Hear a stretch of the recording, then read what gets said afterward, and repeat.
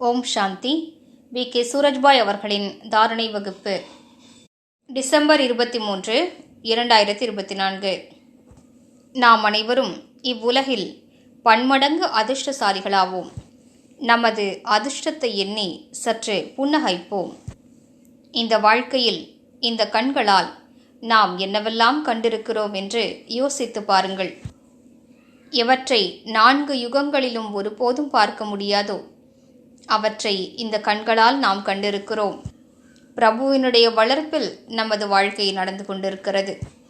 தந்தையாக அவர் நம்மை பரிபாலிக்கின்றார். ஆசிரியர் என்ற ரூபத்தில் ஞானத்தை கொடுத்து நம்மை பரிபாலிக்கின்றார்.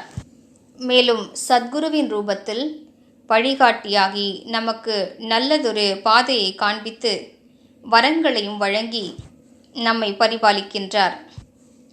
யோசிக்க வேண்டிய விஷயம், இப்படிப்பட்ட உயர்ந்த ஒரு பாலனை 4 யுகங்களிலும் வேறு யாருக்கும் கிடைக்கப்பெறாது. சில பிறவிகளில் நாம் ராஜா வீட்டில் பிறப்போம். சில பிறவிகளிலோ செல்வந்தர் வீட்டில் நமக்கு பரிபாலனை நடக்கும்.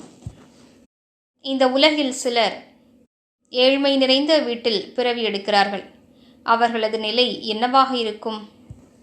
மனம் விரும்பிய விஷயங்களை அவர்களால் செய்ய முடியாது.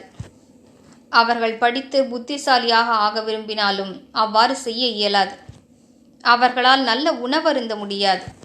அவர்களிடம் சாதனங்களும் இருப்பதில்லை. ஆனால் நமது பாலனையோ சுயம் பரமாத்மாவின் மூலம் ஏற்படுகிறது. ராஜாக்களை விட மிகப்பெரிய பாலனையை அவர் நமக்கு வழங்கியிருக்கிறார். அவர் நமக்கு சக்திகளையும் வழங்கியிருக்கிறார். தனது அன்பையும் வழங்கியிருக்கிறார். மேலும் அனைத்திலும் உயர்ந்த ஞானத்தை வழங்கியிருக்கிறார். நாம் பிரபுவின் வளர்ப்பில் வளர்ந்து கொண்டிருக்கிறோம். அதிகாலையில் தந்தையே வந்து நம்மை எழுப்புகின்றார். இரவில் கூட அவரே உறங்கச் செய்கிறார். பின்னர் நமக்கு கல்வி கற்பிக்க வருகின்றார். மேலும் பாபா கூறுகின்றார், யாராவது பாபாவின் குழந்தை கண்ணீர் வடிக்கிறார் என்றால் அவர்களது கண்ணீரை துடைப்பதற்கு கூட தந்தை வருகின்றார். உலகத்தவர் இந்த விஷயங்களை கேள்விப்பட்டால் இவர்கள் யார்? பகவான் இவர்களுக்காக ஃப்ரீயாக அமர்ந்திருக்கிறாரா என்ன என்பார்கள். மேலும் பாபா இந்த கேள்விக்கு தானே பதிலளிக்கிறார். நீங்கள் கூறிவிடுங்கள், ஆமாம், எங்களுக்காக பகவான் இப்போது ஃப்ரீயாகவே இருக்கின்றார். யோசித்து பாருங்கள். யாருக்கு உதவி செய்வதற்காக சுயம் பகவானே எப்போதும் தயாராக இருக்கின்றாரோ அப்படிப்பட்டவர்கள் அவரை எந்தளவிற்கு பயன்படுத்தி கொள்ள வேண்டும்? அவரை அழைத்து நமது சீர்கெட்டு போன காரியங்களை நாம் சரி செய்து கொள்ள வேண்டும். சுயத்தை வரங்களால் நிரப்பிக்கொள்ள வேண்டும். அவரிடமிருந்து மனம் விரும்பிய சக்திகளை பெற்றுக்கொள்ள வேண்டும். எனவே நம்மிடம் நல்ல புத்தி இருக்கின்றது. அதன் மூலம் பாபாவினுடைய உயர்ந்த பாலனை, அவரது கருணை ஆகியவற்றின் முழு பயனை நாம் பெற வேண்டும். எனவே நினைவில் கொள்வோம், பாபா நம் மீது கருணை கொண்டிருக்கின்றார். அவர் நம் மீது மிகுந்த மகிழ்ச்சியடைந்திருக்கின்றார். அவரது இந்த கருணையை நாம் எந்த அளவிற்கு பயன்படுத்தி கொள்ள வேண்டும்? பாபா தானே கூறியிருக்கின்றார், தந்தையோ கட்டுண்டு இருக்கின்றார். குழந்தைகள் அழைத்தால் தந்தை அவசியம் வர வேண்டும். மேலும் நாம் அனைவரும் அவரது செல்ல குழந்தைகளுமாவோம். ஒரு தாயை அவரது செல்லமான குழந்தை இரவு 12 மணிக்கு அழைத்தால் கூட தாய் ஓடிச் செல்கிறாள் அல்லவா?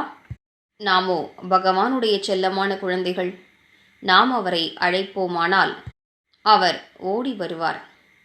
ஆனால் கூடவே அவர் நம்மை அழைக்கும்போது அவரது காரியத்தில் உதவி செய்வதற்காக நாமும் ஓடிச் செல்ல வேண்டும். அவருக்கு நம் மீது முழு அதிகாரம், முழு உரிமை இருக்க வேண்டும். அவ்வாறு நாம் கொடுத்து விடுவோமானால் தந்தை மீதும் நமக்கு முழு அதிகாரம் இருக்கும், முழு உரிமை இருக்கும். பாபா மட்டும் எப்போது நாம் அழைத்தாலும் வந்துவிட வேண்டும். ஆனால் அவர் அழைப்பாரானால் நாம் சாக்கு போக்கு காரணங்களை கூறுவோம் என்றால் அது சரியல்ல.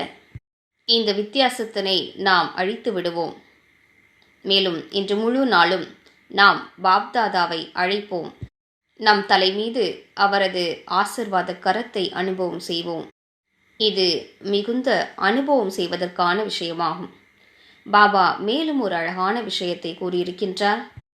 நீங்கள் இவ்வுலகிற்கு பலவிதமான சக்திகளின் கிரணங்களை வழங்க வேண்டும் என்று கூறியிருக்கிறார். எனவே இன்று முழு நாளும் பாப்தாதாவை அழைப்பதன் கூடவே இந்த பயிற்சியை செய்வோம். நான் மாஸ்டர் சர்வசக்திவான் புருவ மத்தியின் சிம்மாசனத்தில் வீற்றிருக்கிறேன். மேலும் எனது நெற்றியிலிருந்து பல வண்ண கிரணங்கள் வெளிப்பட்டு என்னை சுற்றியுள்ள சூழலில் பரவி கொண்டிருக்கின்றன. சுற்றியுள்ள ஆத்மாக்களின் மீதும் சூழலிலும் பரவி கொண்டிருக்கின்றன. அனைவரும் சார்ஜ் ஆகிக் கொண்டிருக்கிறார்கள். ஒரு நிமிடத்திற்காக இந்த 2 பயிற்சிகளையும் மேற்கொள்வோம். மேலும் இன்றைய நாளை ஆனந்தமயமாக்குவோம். ஓம் சாந்தி.